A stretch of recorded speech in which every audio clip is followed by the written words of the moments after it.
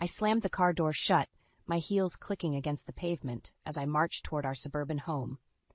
The setting sun cast long shadows across the manicured lawn, but the beauty was lost on me. My mind raced, replaying the conversation I'd overheard at work. "Did you hear about Anthony?" whispered Jessica from accounting. "Apparently, he's been seen around town with some young blonde." I'd brushed it off then, but doubt gnawed at me now. Anthony and I had always been different.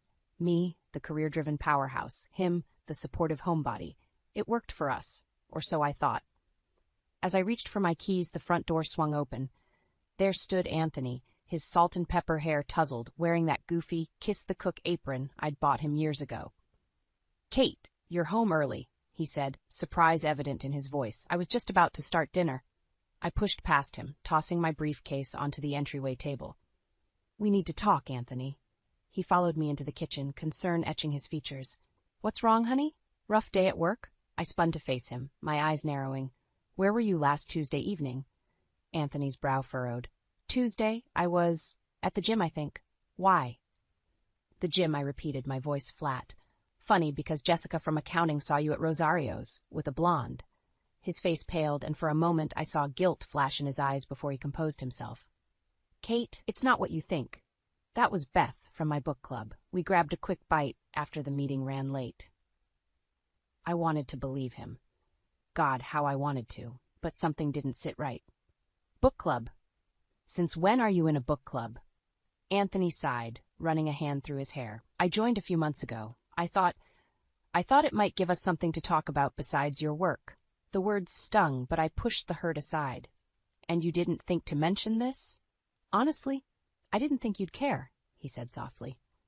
We stood there, the silence stretching between us like a chasm. I was about to press further when my phone buzzed, a text from my boss. "Big news. Call me ASAP." I glanced at Anthony, torn between my suspicions and my career. "This isn't over," I said, grabbing my phone and heading to the study. 10 minutes later, I emerged, my head spinning. A promotion. A big one. But it came with a catch, a 2-year assignment in Chicago. I found Anthony in the living room, pretending to read a book. "That was work," I said, perching on the arm of the sofa. "They've offered me a promotion." His eyes lit up. "Kate, that's fantastic. I'm so proud of you." For a moment, I saw the man I fell in love with, supportive, kind, always in my corner. But then I remembered the blonde, the lies, and my heart hardened. "It's in Chicago," I said, watching his reaction carefully. "For 2 years. Anthony's smile faltered. "Oh, I see." "I haven't accepted yet," I added quickly. "I wanted to discuss it with you first." He nodded slowly, his gaze fixed on the carpet. "It's a great opportunity, Kate. You should take it." His easy acquiescence surprised me. Shouldn't he fight for us? Ask me to stay? Before I could respond, the doorbell rang. Anthony jumped up. "I'll get it," he said, relief evident in his voice. I heard muffled voices at the door, then Anthony called out, "Kate, there's someone here to see you." Curious, I made my way to the entryway. There, holding a thick manila envelope, stood a man in a crisp suit. "Catherine Lawson?" he asked. I nodded, a sense of dread washing over me. "This is for you," he said, handing me the envelope. "You've been served." As the man turned and left, I stared at the envelope in my hands, my world tilting on its axis. What fresh hell was this? I looked up at Anthony, his face a mask of confusion and concern. In that moment, I knew our comfortable life was about to be shattered. The only question was, how many pieces would be left when the dust settled? I stared at the pregnancy test, the 2 pink lines mocking me. This couldn't be happening. Not now. Not when everything was falling apart. The manila envelope from last night lay unopened on the bathroom counter. I didn't need to look inside to know what it contained. Divorce papers. Anthony's ultimate betrayal. A knock on the door startled me. "Kate, are you okay in there?" Anthony's voice, laced with concern, made my stomach churn. I shoved the test into my pocket and opened the door. "I'm fine," I lied, brushing past him. He caught my arm gently. "Kate, we need to talk about last night, about the papers." I yanked my arm away. "There's nothing to talk about. You want a divorce? Fine, but don't expect me to make it easy for you." Anthony's face crumpled. "It's not what you think. I didn't file for divorce. Those papers, they're from my mother." I froze, confusion replacing anger. "Your mother? What are you talking about?" He sighed, running a hand through his hair. "Remember that letter you found last month? The one hinting at some family secret?" I nodded, recalling the cryptic message that had set my suspicions in motion. Well, those papers explain everything. My mother, she's not who I thought she was, and neither am I. Before he could elaborate, my phone rang. It was my boss again. I have to take this, I said, grateful for the interruption. 10 minutes later, I emerged from the study, my mind reeling. The promotion was official, but the timeline had been moved up. They wanted me in Chicago by the end of the week. I found Anthony in the kitchen, the envelope's contents spread across the table. His eyes were red-rimmed, his face pale. "They want me in Chicago by Friday," I blurted out. He looked up, startled. "What? But that's so soon."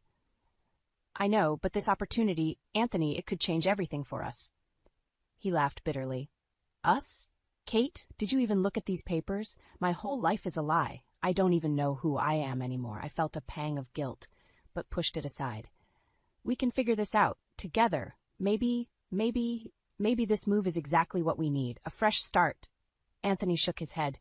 "You don't get it, do you? Your career has always come first, even now, when our marriage is falling apart, when my world is crumbling. All you can think about is your next big move." His words stung, but I couldn't deny the truth in them.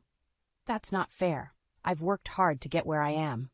And I've worked hard to support you," he shot back. "But at what cost? We're strangers, Kate, living separate lives under the same roof." I opened my mouth to argue, but nausea hit me like a wave. I bolted for the bathroom, barely making it in time. As I retched into the toilet, I felt Anthony's presence behind me. "Kate, are you sick?" I wiped my mouth, avoiding his gaze. "I'm fine. Must be something I ate." But as I stood, the pregnancy test fell from my pocket. Anthony's eyes widened as he saw it. Are you?" I nodded, tears welling up. "I just found out this morning." For a moment, joy flickered across his face. Then reality set in. "The job in Chicago, what are you going to do?" The question hung between us, heavy with implications. I placed a hand on my stomach, torn between my career ambitions and the new life growing inside me. "I don't know," I whispered. "I honestly don't know." Anthony reached out, his hand hovering uncertainly. "Whatever you decide, I'm here for you, for both of you." His words should have comforted me. Instead, they filled me with dread. How could I trust him after everything? And how could I possibly choose between my dream job and this unexpected pregnancy? As we stood there, the bathroom suddenly feeling claustrophobic, I realized our comfortable life wasn't just shattered. It was obliterated, and the pieces left behind were sharper and more dangerous than I could have ever imagined. The Chicago skyline loomed before me as I stepped out of the taxi, my hand instinctively resting on my still flat stomach. 1 month into my new job, and I was already feeling the weight of my decision. "Miss Lawson?" A crisp voice cut through my thoughts. "I'm Amanda, your new assistant. Mr. Donovan is waiting for you in the conference room." I nodded, straightening my blazer. "Thank you, Amanda. Let's not keep him waiting." As we walked through the sleek office, I could feel eyes on me. Whispers followed in my wake. I'd heard the rumors, the ruthless corporate climber who'd left her husband behind for a promotion. If only they knew the whole story. Mr. Donovan, my new boss, greeted me with a shark-like smile. "Kate, just the woman I wanted to see. We've got a situation with the Hendricks account." I spent the next hour in a heated debate, defending our strategy. By the time I left the conference room, my head was pounding and my stomach was churning. "Are you all right, Miss Lawson?" Amanda asked, concern etching her features. I waved her off. "Just a bit of nausea. It'll pass." Back in my office, I collapsed into my chair, exhaustion washing over me. My phone buzzed, a message from Anthony. "Hope you're settling in well. We need to talk about the papers from my mother. Call me when you can." I sighed, guilt and frustration warring within me. I hadn't told him I was keeping the baby. I hadn't told anyone. A knock at my door startled me. "Come in," I called, quickly composing myself. A tall, handsome man entered, his smile warm but his eyes calculating. "Kate Lawson? I'm Jason Hendricks. I believe we have some business to discuss." My eyes widened. This was the CEO of Hendricks Corp., the account I'd just been arguing about. "Mr. Hendricks, what a surprise. Please have a seat." As we talked, I found myself drawn to Jason's charisma and quick wit. For the first time since arriving in Chicago, I felt a spark of excitement that had nothing to do with work. Our meeting ran late into the evening. As we wrapped up, Jason leaned in, his voice low. "You know, Kate, I have a feeling we could work well together. How about dinner tomorrow night? To discuss the account, of course. I hesitated, my hand unconsciously moving to my stomach. I'm not sure that's a good idea, Mr. Hendricks. His eyes followed my movement, understanding dawning on his face. Ah, I see. Congratulations are in order, then? I felt the blood drain from my face. How did you? Jason smiled kindly. I have 3 kids of my own. I recognize the signs. Don't worry, your secret's safe with me. As he left, I slumped in my chair, my mind reeling. How long could I keep this pregnancy hidden? And what would it mean for my career? My phone buzzed again, another message from Anthony. Kate, please call me. It's important. With shaking hands, I dialed his number. His voice when he answered was tense. Kate, thank God, I've been trying to reach you all day. What's wrong, Anthony? I asked, dread pooling in my stomach. He took a deep breath. It's about the papers from my mother. I'm not who I thought I was. My father, he's not my biological father. I gasped, the implications hitting me like a freight train. What are you saying, Anthony? I'm saying, he replied, his voice breaking, that the man I thought was my father, he's actually my uncle, and the woman I've known as my aunt, she's my biological mother. The room spun around me as the weight of his words sank in. Just when I thought our lives couldn't get more complicated, this bombshell dropped. There's more, Anthony continued, his voice barely above a whisper. Kate, I think I might have a half-sister, and I think she might be in Chicago. As the words left his mouth, a knock at my office door made me jump.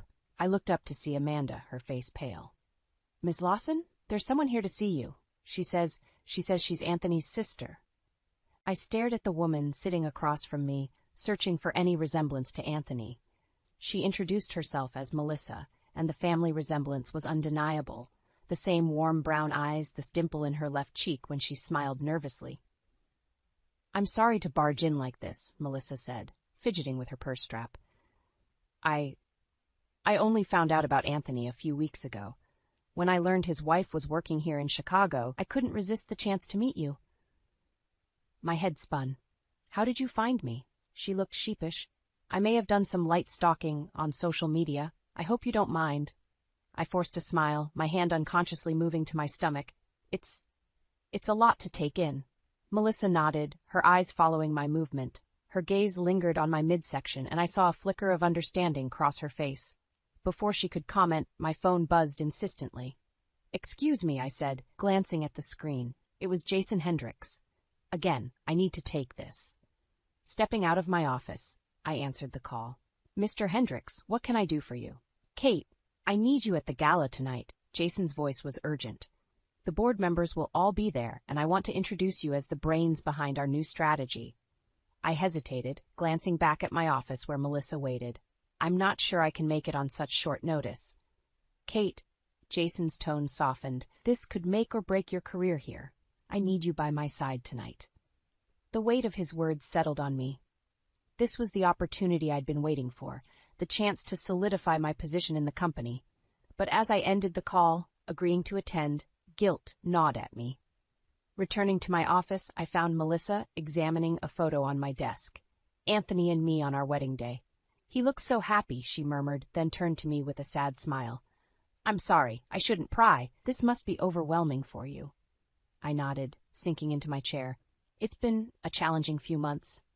Melissa leaned forward, her eyes kind. Kate, I hope my presence doesn't complicate things further.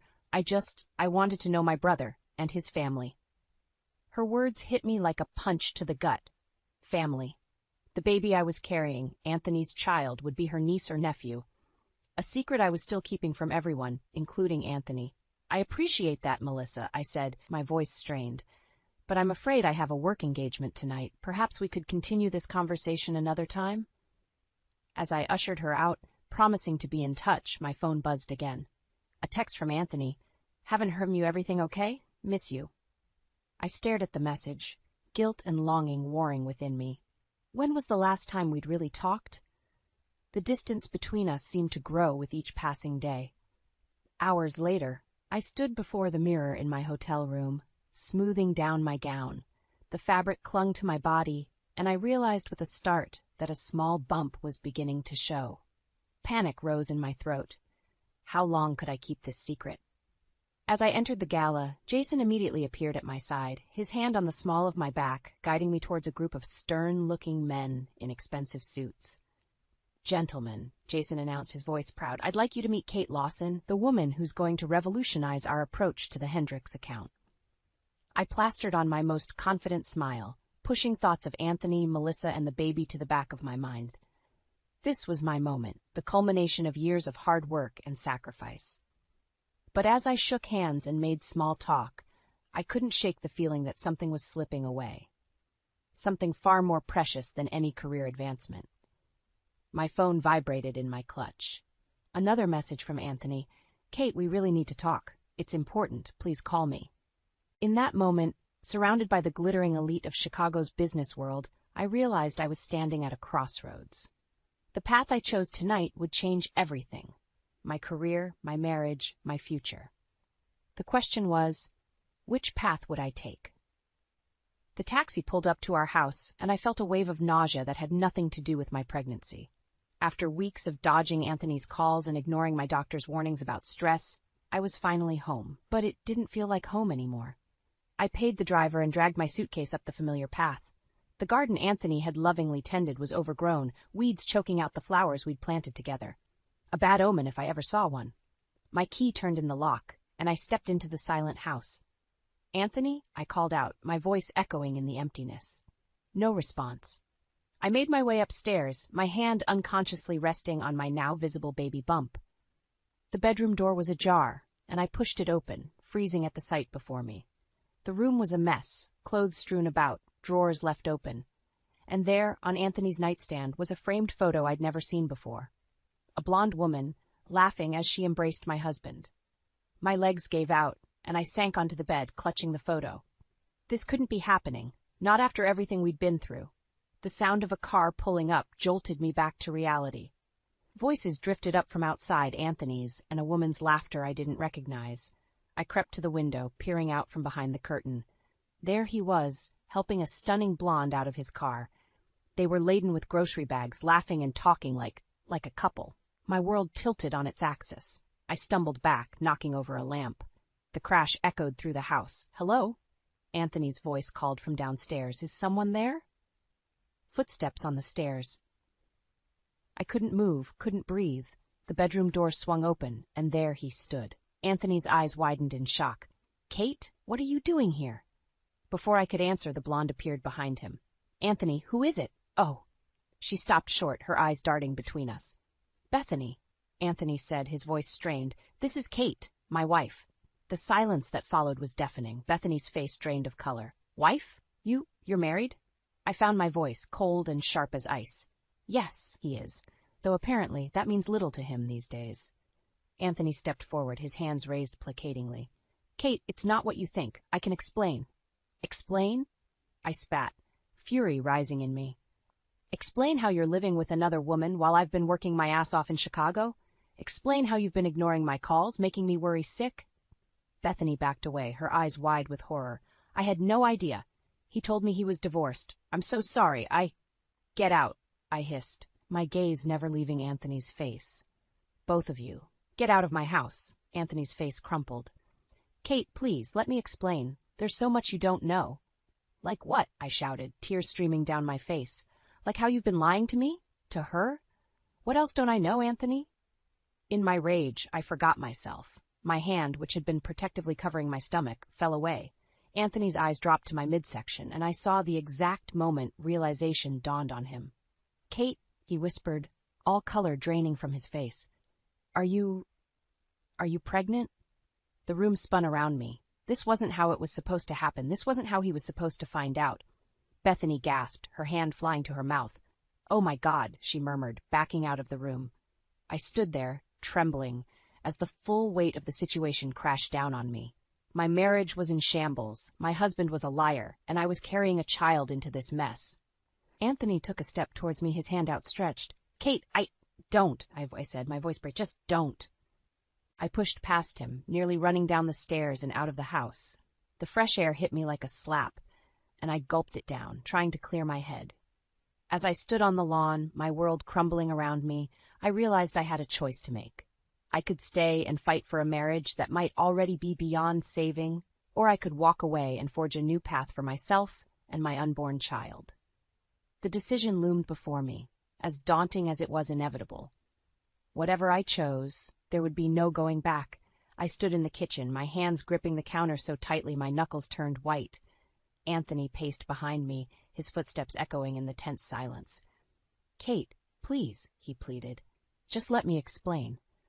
I whirled around, anger bubbling up inside me. "Explain what, Anthony? How you've been living with another woman while I've been busting my ass in Chicago? How you've been lying to me for months?" He flinched at my words. "It's not like that. Bethany, she's just a friend. She needed a place to stay, and—" "A friend?" I scoffed. "Is that why you were holding her in that photo? Why you've been ignoring my calls?" Anthony's face crumpled. "I was lonely, Kate. You were gone, and I felt lost." His words hit me like a physical blow. "And I wasn't. You think it was easy for me, being away from you, dealing with this pregnancy alone?" Silence fell between us, heavy and oppressive. Anthony's eyes were fixed on my swollen belly, a mix of emotions playing across his face. "Why didn't you tell me?" he whispered. I laughed bitterly. "When, Anthony? Between your ignored calls and vague text messages? Or maybe I should have mentioned it while you were busy playing house with Bethany." He stepped towards me, his hand outstretched. "Kate, I'm sorry. I never meant to hurt you. I felt like I was losing you to your career." I backed away, my heart pounding. "So you decided to replace me?" "No," he exclaimed. "It wasn't like that. I was confused and Bethany was there and—" "Stop," I cut him off. "I don't want to hear it. You made your choice, Anthony." Just then my phone buzzed. It was Jason Hendricks. I answered, desperate for a distraction. "Kate," Jason's voice was urgent. "Where are you? The board meeting starts in an hour and we need you here." I closed my eyes, torn between my crumbling personal life and my career. I'm not sure I can make it, Jason." "Kate," he said, his voice softening. "I know things are complicated right now, but this meeting could make or break our entire strategy. I need you." I looked at Anthony, who was watching me intently. In that moment, I made my decision. "I'll be there," I told Jason, ending the call. Anthony's face fell. "You're leaving? Now?" I moved past him, grabbing my purse. "What did you expect, Anthony? That I'd just forgive and forget? That we'd play happy families after what you've done?" He grabbed my arm, his eyes pleading. "Kate, please, don't go. We need to talk about this, about the baby." I yanked my arm away. "There's nothing to talk about. You made your choice, and now I'm making mine." As I reached for the door, it swung open. Bethany stood there, her eyes red-rimmed. "Kate," she said, her voice trembling. "I'm so sorry. I had no idea. Anthony told me you were divorced, that—" "Save it," I snapped. "I don't want to hear it from either of you." I pushed past her, my heart racing. As I climbed into my car, I could see Anthony and Bethany in the doorway, both looking lost and confused. Tears blurred my vision as I drove, my mind a whirlwind of emotions. How had everything fallen apart so quickly? How could I trust Anthony again, after this betrayal? As I pulled into the office parking lot, my phone buzzed again. A text from Melissa, Anthony's newly discovered half-sister.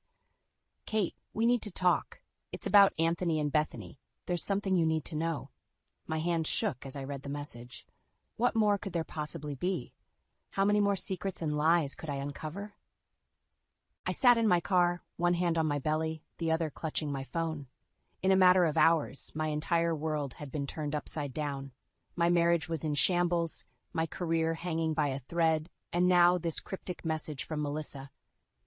As I stared at the office building looming before me, I realized I was standing at a crossroads.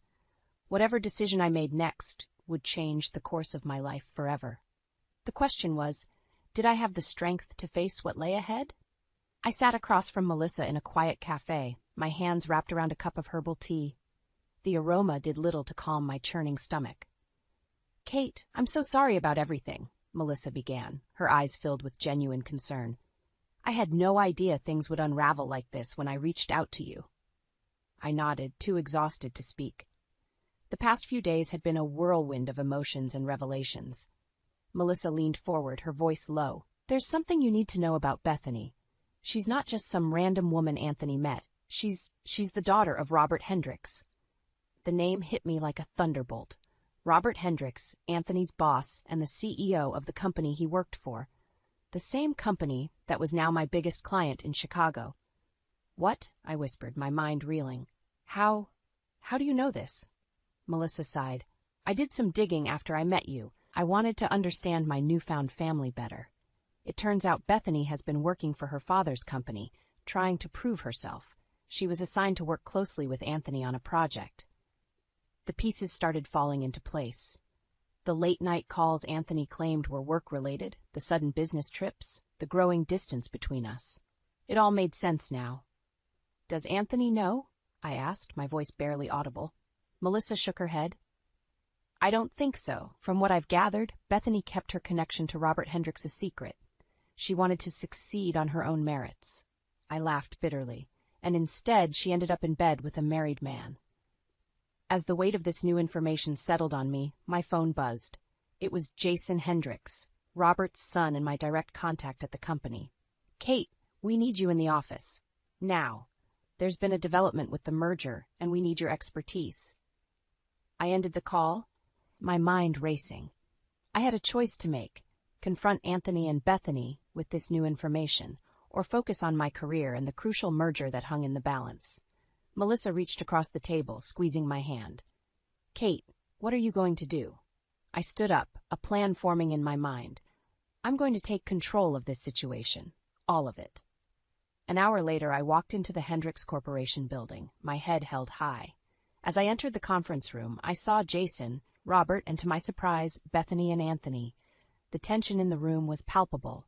Anthony's eyes widened when he saw me, a mix of guilt and confusion on his face.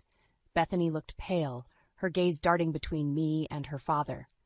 Robert Hendricks stood, his face a mask of professional calm. "Ah, Kate, thank you for joining us. We were just discussing the merger and some personal matters that have come to light." I took a deep breath, steeling myself. "I'm aware of the situation, Mr. Hendricks, and I believe I have a solution that will benefit everyone involved." All eyes were on me as I laid out my proposal, a restructuring of the merger that would not only save both companies millions, but also ensure a clear separation between personal and professional relationships. As I spoke, I could see the admiration in Jason's eyes, the grudging respect in Robert's, and the dawning realization in Anthony and Bethany's. When I finished, silence filled the room. Robert was the first to speak. "Impressive, Mrs. Lawson, very impressive indeed. I believe we have a way forward." As the meeting adjourned, Anthony tried to approach me. "Kate, I held up a hand, stopping him. "Not now, Anthony. We'll talk later." I walked out of the conference room, my head spinning. I had just saved my career and exposed the truth about Anthony and Bethany's relationship. But at what cost? As I stood in the elevator, one hand resting on my growing belly, I realized that this was just the beginning. The real battle, for my marriage, my family, and my future, was yet to come. The elevator doors opened, and I stepped out into the unknown, ready to face whatever challenges lay ahead. For the first time in months, I felt a glimmer of hope. I was Kate Lawson, and I was done being a victim of circumstance. It was time to write my own story. I stood outside Anthony's office, my heart pounding. This was it, the moment of truth. I took a deep breath, smoothed my blazer over my now prominent baby bump, and pushed the door open. Anthony looked up, surprise flickering across his face. "Kate, what are you doing here?" Before I could answer, Bethany walked in, her eyes widening as she saw me. "Oh, I didn't realize you had a meeting." I smiled, a calm settling over me. "I don't, but we all need to talk." Anthony stood, his face pale. "Kate, please, not here, not now." "Now is exactly the right time," I said, my voice steady. "Bethany, there's something you need to know, about Anthony, about me, and about your father." Bethany's brow furrowed. "My father? What does he have to do with this?" I took a step forward. "Everything. You see, Bethany, Anthony isn't just your coworker, he's my husband." The color drained from Bethany's face. She turned to Anthony, her voice barely a whisper. "Is this true?" Anthony nodded, unable to meet her eyes. "I'm so sorry, Bethany. I never meant for things to go this far." Tears welled up in Bethany's eyes. "How could you? Both of you. Was this some kind of sick game?" I shook my head. "No, Bethany. I only found out recently about your connection to Robert Hendricks. Anthony didn't know either. We've all been pawns in a much bigger game." Just then, Robert Hendricks himself walked in, his face a mask of concern. "What's going on here?" "Bethany? Mrs. Lawson?" I turned to face him, my chin held high. "Mr. Hendricks, I think it's time we all laid our cards on the table. Your daughter and my husband have been having an affair that I believe you orchestrated to manipulate both our companies." Robert's face hardened. "That's a serious accusation, Mrs. Lawson. I suggest you think carefully before you continue." "Oh, I have," I replied, pulling out a file from my bag. "I've thought about it very carefully, and I have proof of your attempts to sabotage the merger, using your daughter and my husband as unwitting pawns." The room fell silent as I laid out the evidence: emails, financial records, and testimonies from other employees. With each revelation, I could see Robert's composure crumbling. Bethany turned to her father, her voice shaking. "Dad, is this true? Did you use me?" Robert's shoulders sagged. "Bethany, I only wanted what was best for the company, for our family." "By destroying mine?" I interjected, my hand resting on my belly. Anthony's eyes widened as he finally registered my pregnancy. "Kate, you're—" I nodded. "Yes, Anthony, I'm pregnant. With your child. A child who deserves better than the lies and manipulation we've all been caught up in." The next few hours were a blur of confessions, tears, and hard truths. By the end of it, Robert Hendricks had resigned, Anthony had been dismissed, and Bethany had walked out, unable to face any of us. As I left the office building for the last time, I felt a weight lift from my shoulders. I had faced my fears, stood up for myself, and come out stronger on the other side. 6 months later, I cradled my newborn daughter in my arms, gazing out at the Chicago skyline from my corner office. I had been promoted to vice president after exposing the corruption within Hendricks Corporation. It wasn't the life I had imagined, but it was one I had fought for and earned. Anthony and I had divorced, but we were working on building a new relationship as co-parents. Bethany had reached out, apologizing and asking for a fresh start, and Melissa, my unexpected ally through it all, had become a dear friend and my daughter's godmother. As I looked down at my sleeping child, I realized that sometimes life's greatest challenges lead to our most profound transformations. I had lost a husband, but gained a family. I had faced betrayal, but found my own strength. And in the end, I had achieved the balance I had always dreamed of: a fulfilling career and the joy of motherhood. I was Kate Lawson, single mother, corporate executive, and survivor. And this was just the beginning of our story. "For heaven's sake, Julia, you're not folding those napkins properly." The shrill voice of my mother-in-law, Marian, pierced through the kitchen like a hot knife through butter. I closed my eyes, took a deep breath, and counted to 10 before turning to face her. "Marian, I've been folding napkins for dinner parties for 20 years. I think I know what I'm doing," I replied, trying to keep my voice steady. She huffed, her coiffed silver hair bouncing as she shook her head. "Well, clearly not. Here, let me show you the right way." Before I could protest, Marian had snatched the crisp linen napkin from my hands and began refolding it with exaggerated movements. I bit my tongue, reminding myself that she was still grieving. It had only been 3 months since her husband Frank had passed away, and Brian had insisted she move in with us temporarily. 3 months that felt like 3 years. "Mom, leave Julia alone. She's got everything under control," Brian's voice came from the doorway. I shot him a grateful look, but Marian barely acknowledged him. "I'm just trying to help, dear. After all, this dinner party is important for your promotion, isn't it?" Marian said, her tone sickeningly sweet. Brian sighed. "Yes, but—" "Then we want everything to be perfect," Marian interrupted, beaming at her son. "Now, Julia, about the menu. Are you sure you want to serve that salmon dish? It's so common." I gritted my teeth. "The salmon is Brian's boss's favorite, Marian. We've discussed this." "If you say so, dear," she replied, patting my arm condescendingly. "I just hope it's not too fishy."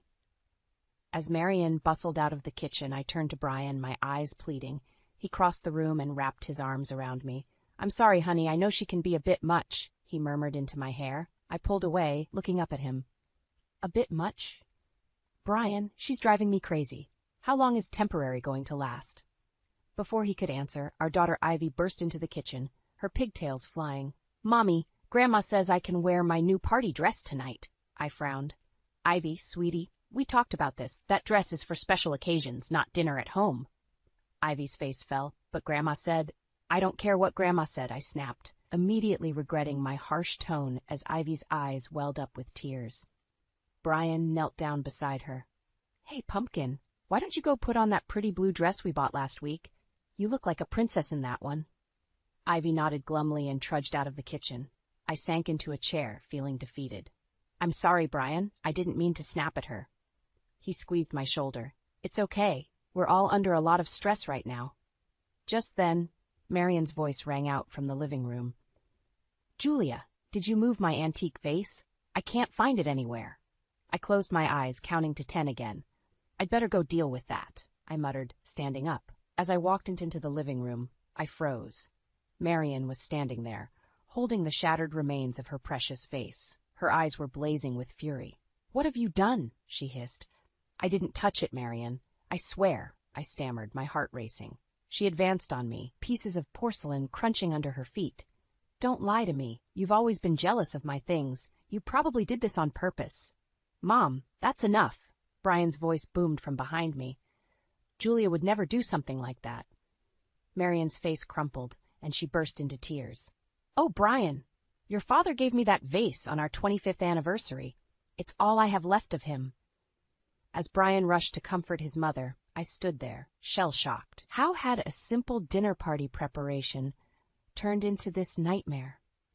And how much longer could I endure living under the same roof as Marion? Little did I know this was just the beginning of a storm that would tear our family apart and push me to limits I never thought possible. The morning after the disastrous dinner party, I found myself standing in the kitchen, staring at the pile of bills on the counter. My hands shook as I sorted through them, the numbers blurring before my eyes. How had things gotten so out of hand? Oh, Julia, you're up early. Marion's voice startled me. I quickly gathered the bills, trying to hide them from her prying eyes. Just getting a head start on the day, I replied, forcing a smile. Marion peered over my shoulder. Are those bills? My goodness, there are so many. Brian can't possibly be okay with all this spending. I felt my cheeks burn. Our finances are none of your concern, Marion. She clicked her tongue disapprovingly. I'm just looking out for my son's best interests. You know, when I was managing our household. Mom, please, Brian interrupted, entering the kitchen. Julia's got it under control. Marion huffed, but retreated to the living room. Brian wrapped his arms around me from behind. Don't let her get to you, honey. We're doing fine. I leaned into him, wishing I could believe that. The truth was we were struggling. Between Ivy's school fees, the mortgage, and now the added expense of having Marion living with us, our savings were dwindling fast. Actually, Brian, I started, turning to face him, I think we need to talk about our budget with your mother here. Mommy. Ivy's excited voice cut through the tension. She bounded into the kitchen, waving a glossy catalog. Look what Grandma gave me. Can we order this dollhouse, please? I took the catalog, my eyes widening at the price tag. Sweetie, this is very expensive. We can't afford. Oh, don't be such a killjoy, Julia, Marion chimed in, following Ivy. Every little girl deserves a beautiful dollhouse. I'd be happy to contribute. I gritted my teeth. Marion, we've talked about this. You can't keep buying Ivy expensive gifts. Well, someone has to spoil her, Marion retorted. Lord knows you're too busy pinching pennies to give her any treats. That's enough, Brian's voice boomed, startling us all. Mom, I appreciate your generosity, but Julia and I make the decisions about Ivy's upbringing. And Julia, can we please discuss our finances in private? Ivy's lower lip trembled. So, no dollhouse? I knelt down, pulling her into a hug. Not right now, sweetheart, but how about we make one together? We can use that big cardboard box in the garage. Ivy's face lit up. Really? Can we start now? After breakfast, I promised, relief washing over me as she skipped away. Marion sniffed. Cardboard. How quaint. I ignored her, turning back to the bills. Brian, we really need to talk about this, he sighed, running a hand through his hair. I know, but can it wait until after work? I've got a big presentation today. Before I could respond, he kissed my cheek and hurried out the door. I stared after him, feeling more alone than ever. Throughout the day, Marion's criticisms continued to pile up. She questioned every purchase I made at the grocery store, scoffed at my attempts to mend Ivy's clothes instead of buying new ones, and even had the audacity to suggest I get a real job to contribute more to the household. By evening, I was at my breaking point. As I stirred a pot of soup, our third meal of leftovers this week, Marian hovered behind me. "You know, Julia," she began, her voice dripping with false sweetness, "I couldn't help but notice how worn out Brian looked this morning. Perhaps if you were more frugal with the household expenses, he wouldn't have to work so hard." The spoon clattered against the pot as I whirled to face her. "That's it, Marian. I've had enough of your constant criticism and meddling. This is my home, my family, and I'm doing the best I can." Marian's eyes widened in shock, then narrowed dangerously. "Well, I never. Is this how you repay my son's generosity? By disrespecting his mother? Mommy? Grandma?" Ivy's small voice came from the doorway. "Why are you yelling?" As I looked from my daughter's confused face to Marian's smug one, I realized with a sinking heart that this battle was far from over. In fact, it was just beginning.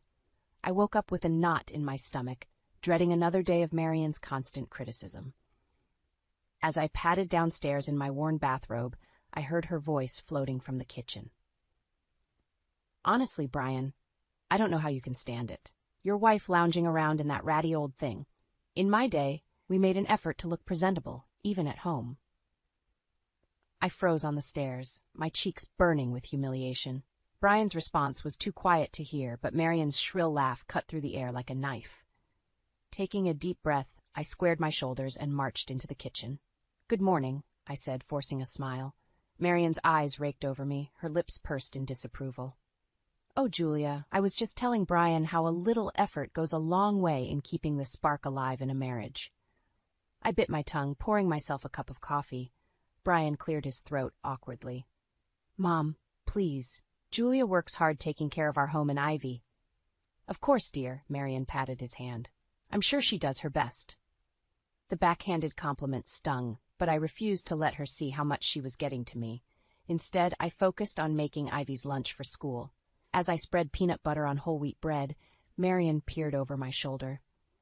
"Oh, is that all you're giving her? When Brian was little, I always made sure he had a hot, nutritious lunch. A growing child needs proper fuel, you know." I slammed the knife down on the counter. "Marian, I appreciate your concern, but I know what's best for my daughter."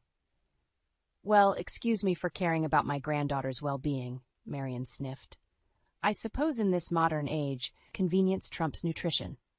Before I could retort, Ivy bounced into the kitchen. "Morning, Mommy. Morning, Daddy. Morning, Grandma." Marian's face transformed into a mask of doting grandmother. "Good morning, sweetheart. Are you ready for your big day?"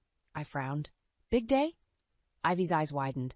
"Oh, I forgot to tell you. Grandma's taking me shopping after school for a new outfit for picture day next week." My heart sank. "Ivy, honey, we talked about this. We can't afford new clothes right now. You have plenty of nice things to wear for pictures." Marian waved her hand dismissively. "Nonsense. Every little girl deserves to feel special on picture day. It's my treat." I felt my temper rising. "Marian, we've discussed this. You can't keep undermining our parenting decisions." "I'm not undermining anything," Marian replied, her voice sickly sweet. "I'm simply being a loving grandmother, something you wouldn't understand, given your background." The room fell silent. Even Ivy sensed the tension, her small face creased with worry. "What's that supposed to mean?" I asked, my voice dangerously low. Marian's eyes glittered with malice.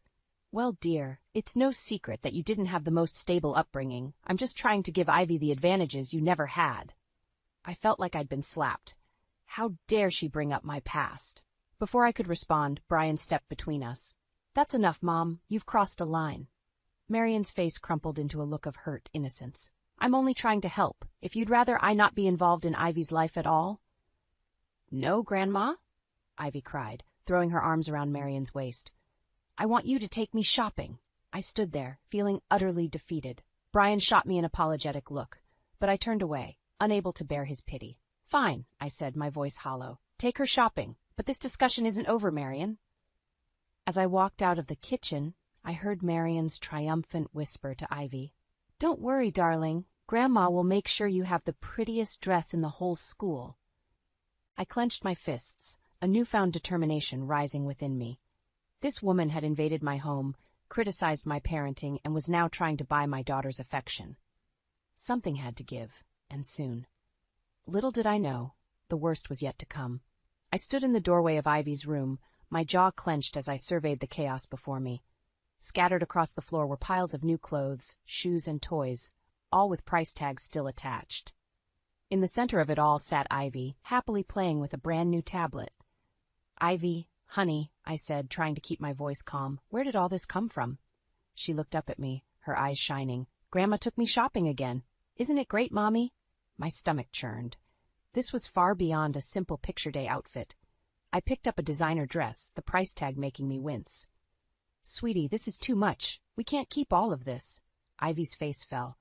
"But Grandma said I deserved it. She said you and Daddy worked too hard to give me nice things." Before I could respond, Marion appeared behind me. "Oh, Julia, don't be such a spoilsport. A grandmother is allowed to spoil her only grandchild, isn't she?" I whirled to face her. "Marion, this is completely out of hand. We can't afford—" "You can't afford it," Marion interrupted, her voice sickly sweet. "I, on the other hand, have the means to give Ivy the life she deserves." "The life she deserves?" I repeated, my voice rising. "What's that supposed to mean?" Marion's eyes narrowed. "Well, dear, let's be honest. Your humble upbringing hardly qualifies you to understand the finer things in life. I'm simply ensuring Ivy doesn't suffer the same limitations." Her words hit me like a physical blow. I glanced at Ivy, who was watching us with wide, confused eyes. "Ivy, sweetheart, can you go downstairs for a bit? Grandma and I need to talk." Once Ivy was out of earshot, I turned back to Marion. "How dare you? You have no right to undermine our parenting or make decisions about what Ivy needs." Marion laughed, a cold, brittle sound. "Oh, please, I've seen how you struggle to make ends meet. Face it, Julia, you're in over your head. Ivy deserves better than hand-me-downs and budget meals." "We provide everything Ivy needs," I hissed. "Love, stability, values. Things money can't buy." "How quaint," Marion sneered. "But in the real world, dear, money talks. And right now, I'm the one with the means to give Ivy a proper future." I felt something snap inside me. "This ends now, Marion. I want you out of our house." Her eyes widened in mock surprise. "Oh my, such hostility. I wonder what Brian would say if he knew how you were treating his poor widowed mother." As if on cue, I heard the front door open. "I'm home," Brian called from downstairs. Marion's face twisted into a triumphant smirk. "Well, why don't we ask him?" She brushed past me, heading for the stairs. Panic rose in my throat as I followed her. I couldn't let her twist the situation to her advantage. In the living room, Brian was hugging Ivy. He looked up as we entered, his smile fading as he sensed the tension. "What's going on?" Marion's eyes welled with tears. "Oh, Brian, I'm afraid there's been a terrible misunderstanding. Julia seems to think I'm overstepping by buying a few things for Ivy." "A few things?" I sputtered. "Brian, you should see Ivy's room. It's like a department store exploded in there." Brian looked between us, confusion etched on his face. "Mom, we talked about this. You can't keep buying Ivy expensive gifts." "But, darling," Marion simpered, "I'm only trying to help. You work so hard, and Julia, well, she does her best, I suppose." I felt my face flush with anger. "That's it, Brian, I can't do this anymore. It's me or your mother. She has to go." The room fell silent. Brian's eyes widened in shock while Marion gasped dramatically. Ivy, sensing the tension, clung tighter to her father's leg. "Julia," Brian said slowly, "you can't be serious. She's my mother. Where would she go?" I stood my ground, my heart pounding. "I am serious, Brian. This is our family, our home, and I won't let her destroy it." As I looked at the faces around me, Brian's shock, Marion's smug defiance, and Ivy's confusion, I realized I had reached a point of no return. Whatever happened next would change our family forever, and I was ready for it. I sat on the edge of my bed, clutching the small, handmade photo frame Ivy had given me for Mother's Day last year. It wasn't much, just popsicle sticks glued together and decorated with glitter and seashells, but it meant the world to me. Inside was a picture of Ivy and me, both laughing, our faces pressed close together. It was my anchor in the storm Marion had brought into our lives. "Julia?" Brian's voice called from downstairs. "Can you come down for a minute?" I sighed, placing the frame carefully on my nightstand before heading down. In the living room, Brian and Marion sat on opposite ends of the couch, both looking tense. "What's going on?" I asked, my guard immediately up. Brian cleared his throat. Mom and I have been talking, and we think we've found a solution to make things easier for everyone. Marion nodded, her face a mask of concern. We know things have been difficult, dear, so I've decided to move out.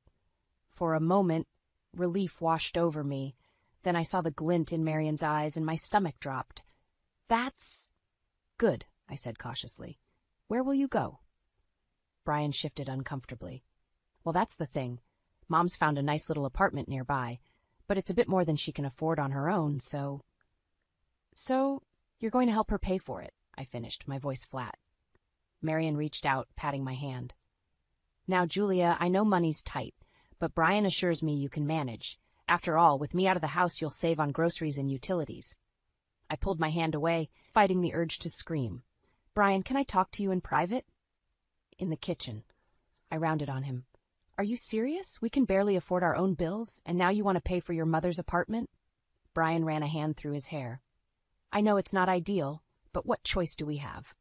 We can't kick her out on the street. She has money, Brian, I hissed. All those expensive gifts for Ivy, she can afford her own place. Mom says that was the last of her savings. Brian explained. She was just trying to do something nice for Ivy before. I cut him off. Before what? Before she guilted us into supporting her? Brian's face hardened. That's not fair, Julia. She's my mother. I can't abandon her. And what about us? I asked, my voice breaking. What about our family? Before Brian could answer, we heard a crash from the living room. We rushed back to find Marion on the floor, Ivy's photo frame shattered beside her. Mom, Brian cried, helping her up. Are you okay? Marion whimpered, leaning heavily on him. Oh, I'm so clumsy. I was just trying to look at that lovely picture of Ivy, and I must have lost my balance. I knelt, carefully picking up the pieces of the frame.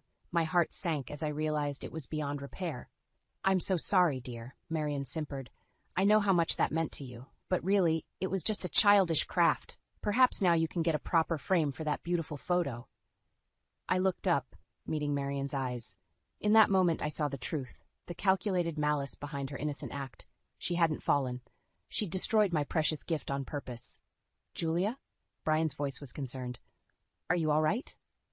I stood slowly, the broken pieces of the frame clutched in my hands. No, I said quietly. I turned to Brian, my decision made. I want her gone, Brian. Not to an apartment we pay for. Gone. Or I swear, I'll take Ivy and leave myself. The room fell silent. Brian looked shocked, Marion's face a mix of triumph and fear. And in the doorway stood Ivy, her eyes wide and brimming with tears. I knew I'd just lit the fuse on a powder keg, but I couldn't back down now. Something had to give, and I was determined it wouldn't be me or my family. Whatever came next, I was ready to fight. The tension in the house was unbearable. Brian had retreated to his study while Marion locked herself in her room, playing the victim. I sat at the kitchen table, my hands shaking as I tried to piece together Ivy's broken photo frame. Mommy? Ivy's small voice startled me. She stood in the doorway, clutching her favorite stuffed animal. Are you and Daddy fighting because of me? My heart broke. No, sweetheart, come here. I pulled her onto my lap, holding her close. This isn't your fault. Grown-ups sometimes have disagreements, but we'll work it out. Ivy's eyes fell on the broken frame. Is that the present I made you? I nodded, forcing a smile. Yes, but don't worry, I'll fix it. Her little face scrunched up in confusion. But I saw Grandma break it. My blood ran cold. What do you mean, honey? Ivy fidgeted, looking down. I saw Grandma pick it up and throw it on the floor. She looked angry. Then she called for Daddy and pretended to fall. I felt a rush of emotions, anger, vindication, and a fierce protectiveness for my daughter. Ivy, this is very important. Are you absolutely sure that's what you saw? She nodded solemnly. I'm sure, Mommy. Grandma lied. Just then, Brian walked into the kitchen. What's going on? I stood up, setting Ivy down gently. Brian, Ivy has something to tell you. As Ivy recounted what she'd seen, Brian's face went through a range of emotions, disbelief, shock, and finally, anger. That can't be true, he muttered. Mom wouldn't. I'm not lying, Daddy, Ivy insisted, tears welling up in her eyes. Brian knelt down, hugging her. I believe you, sweetheart. Why don't you go play in your room for a bit? Mommy and I need to talk. After Ivy left, Brian turned to me, his face pale. Julia, I don't know what to say. Before I could respond, Marion's voice rang out from the doorway. Well, I certainly have something to say. How dare you turn my own granddaughter against me? I whirled to face her. We didn't turn anyone against you, Marion. Ivy saw what you did. Marion's face contorted with rage. You little liar. Brian, surely you don't believe this nonsense? Brian stood, his voice quiet but firm. Mom, Ivy has no reason to lie. But you've been manipulating us from the start, haven't you? Marion's eyes widened, then narrowed dangerously. I see. So this is how it's going to be? You'll choose your wife's delusions over your own mother? They're not delusions, Mom, Brian said. I've been blind to it, but Julia was right all along. You've been trying to drive a wedge between us since you moved in. Marion laughed bitterly. Oh, please. I've only ever wanted what's best for this family. If Julia can't handle a little constructive criticism, that's hardly my fault. Constructive criticism? I exploded. You've undermined me at every turn, spoiled Ivy rotten, and now you've destroyed something precious to me out of spite. You can't prove anything, Marion hissed. Actually, we can, Brian interjected. I installed security cameras last month after that string of break-ins in the neighborhood. I never thought I'd need to check them for something like this, but... Marion's face drained of color. You spied on me? Brian shook his head, looking pained. No, Mom. We trusted you, but now I think it's time we saw the truth. As Brian left to retrieve the footage, Marion turned to me, her eyes blazing with hatred. This isn't over, Julia. You may have won this battle, but I promise you'll regret the day you ever crossed me. I stood my ground, meeting her gaze. No, Marion, you're the one who's going to regret ever trying to destroy my family. The sound of Brian's footsteps returning made us both turn. He stood in the doorway, laptop in hand, his face a mask of shock and disappointment. I've seen enough, he said quietly. Mom, I think it's time you left. For good. As Marion's face crumpled in defeat, I felt a mix of triumph and sadness. We'd won, but at what cost? The family was fractured, trust was broken, and the road to healing seemed impossibly long. But as I looked at Brian, seeing the determination in his eyes, I knew we'd face whatever came next together. The storm wasn't over, but for the first time in months, I could see a glimmer of hope on the horizon. The silence in the house was deafening. Brian sat at the kitchen table, his head in his hands, while I paced the floor, my mind racing. Marion had locked herself in her room after Brian's ultimatum, and we could hear her muffled sobs through the walls. What are we going to do? I asked, my voice barely above a whisper. Brian looked up, his eyes red-rimmed. I don't know, Julia. I never thought. She's my mother. How could she do this to us? Before I could respond, we heard a crash from upstairs, followed by Ivy's scream. We bolted up the stairs, our hearts pounding. Ivy stood in the hallway, tears streaming down her face, pointing at Marion's room. Grandma's throwing things, she cried. Brian tried the door, but it was locked. Mom, he shouted, pounding on the wood. Open the door. Another crash, followed by the sound of breaking glass. I pulled Ivy close, shielding her. Brian, we need to get in there. She might hurt herself. He nodded, then stepped back and kicked the door. It splintered open, revealing a scene of chaos. Marion stood in the middle of the room, surrounded by broken knickknacks and torn photos. In her hand, she clutched a small object I couldn't quite make out. Mom, Brian said softly, approaching her like she was a wounded animal. Put it down. Let's talk about this. Marion's eyes were wild, darting between us. Talk? There's nothing to talk about. You've made your choice. You've chosen her over your own mother. I stepped forward, still holding Ivy.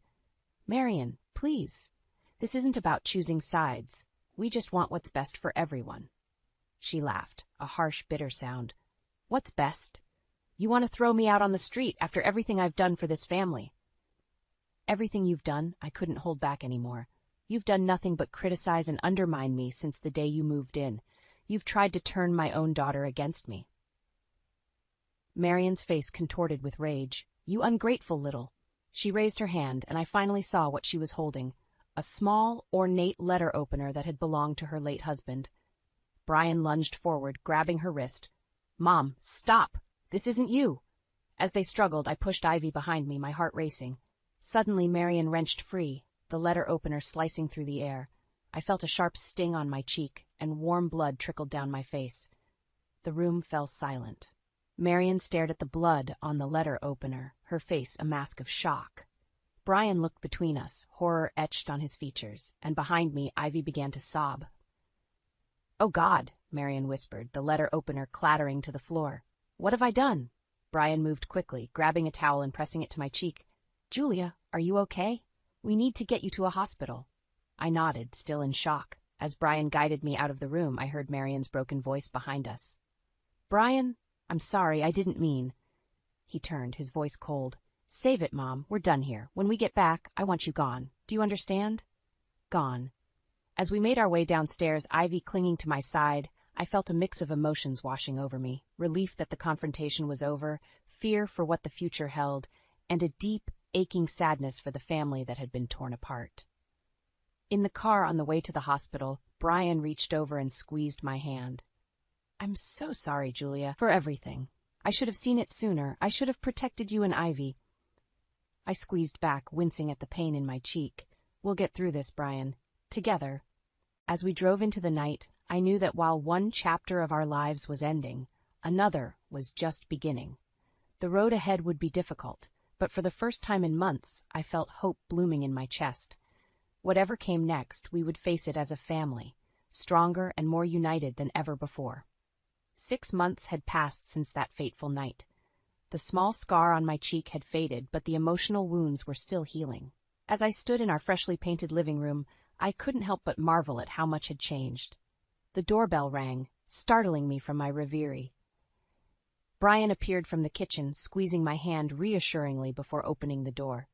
There stood Marion, a shadow of her former self. Gone were the designer clothes and perfectly coiffed hair. Instead, she wore a simple blouse and slacks, her gray hair pulled back in a modest bun. "Come in, Mom," Brian said, his voice neutral. Marion stepped inside, her eyes darting nervously around the room before settling on me. "Julia," she said softly, "thank you for agreeing to see me." I nodded, my throat tight. This was the moment we'd been building towards for months, the final confrontation, the chance for closure. We settled in the living room, an uncomfortable silence hanging in the air. Finally, Marion spoke. I don't know where to begin. What I did was unforgivable." "Yes, it was," I replied, my voice steady. "You nearly destroyed our family, Marion." She flinched at my words, but nodded. "I know, and I've spent every day since then trying to understand why I did it. The therapist I've been seeing, she's helped me see how my own insecurities and fears drove me to lash out at you." Brian leaned forward. "That's no excuse, Mom. You hurt Julia. You manipulated Ivy. You—" "I know," Marion interrupted, tears welling in her eyes. "I know, and I'm so sorry. I've been working hard these past months. I got a job at the local library. I've been volunteering at the senior center. I'm trying to be a better person, to make amends." I studied her face, searching for any sign of the manipulative woman who had tormented me for so long. Instead, I saw genuine remorse and a deep, aching sadness. "Marion," I said slowly, "I appreciate your apology. But you have to understand, trust isn't rebuilt overnight. It will take time, a lot of time, before we can even think about having you back in our lives in any significant way." She nodded, wiping away a tear. "I understand. I don't expect forgiveness, Julia. I needed you both to know how sorry I am, and that I'm committed to changing." Just then, we heard the patter of small feet. Ivy appeared in the doorway, her eyes widening at the sight of her grandmother. "Grandma?" she said hesitantly. Marion's face softened. "Hello, sweetheart. You've grown so much." Ivy looked at me, uncertainty in her eyes. I nodded, giving her permission to approach. She walked over to Marion, studying her carefully. "You look different," she said. Marion smiled sadly. "I am different, Ivy. I've learned a lot about being kind and respectful. I'm sorry for the way I behaved before." To my surprise, Ivy reached out and patted Marion's hand. "It's okay, Grandma. Mommy says everyone makes mistakes sometimes. The important thing is to learn from them." I felt a lump form in my throat at my daughter's wisdom. Brian caught my eye, a mix of pride and love in his gaze. As Marion prepared to leave, she turned to us one last time. "I know I have no right to ask this, but is there any chance someday that we might be able to start over?" Brian and I exchanged a look. After a moment, I spoke. "We can't make any promises, Marion. But if you continue on this path, if you truly commit to change, maybe, someday, we can try to build a new relationship, a healthier one." Marion nodded, a glimmer of hope in her eyes. "Thank you. That's more than I deserve. As we watched her drive away, Brian wrapped his arm around me. You okay? He asked softly. I leaned into him, feeling the strength of our bond. I am. For the first time in a long time, I really am. Ivy tugged at my hand. Can we have ice cream now? Brian and I laughed, the tension finally breaking. As we headed to the kitchen, I realized that this wasn't just an ending, it was a new beginning. We had weathered the storm, emerged stronger, and now, finally, we could start to rebuild. Not just our family, but ourselves. And that, I realized, was the sweetest revenge of all. Living well, on our own terms, free from the shadows of the past.